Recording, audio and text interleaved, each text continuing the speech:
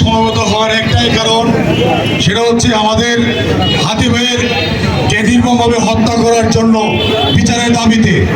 আজকে যারা হত্যা করে এই বাংলাদেশ থেকে 24 ঘন্টার মধ্যে দেশ থেকে পালিয়েছে, সেদিক আমাদেরকে নজর দিতে হবে। কিভাবে একজন খুনি এত দ্রুত দেশ থেকে পালিয়ে যায়, এটা আমাদের জন্য খুবই দুঃখের একটা বিষয়। প্রিয় বন্ধুরা, আমরা 24শে জুলাই যে আন্দোলন করেছি, সেই আন্দোলন কিন্তু ভুলে যায় নাই।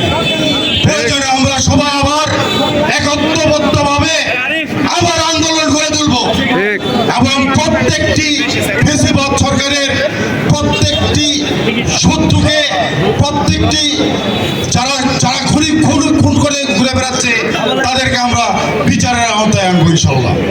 প্রিয় সহযোদ্ধা ভাইয়েরা, হাদি মৃত্যুর আগে বলে গেছে, একটা কথা বলে গেছে, সেটা হচ্ছে আমি যদি মরে যাই, আমাকে যারা মেরেছে আমি যেন তাদের বিচার দেখতে পাই।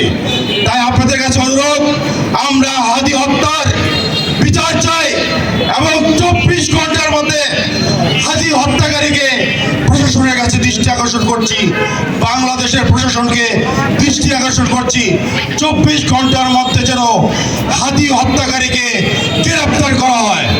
যদি গ্রেপ্তার করা না হয়, তাহলে আমরা বাংলাদেশে আবার একটা আন্দোলন সৃষ্টি করে তুলব ইনশাআল্লাহ।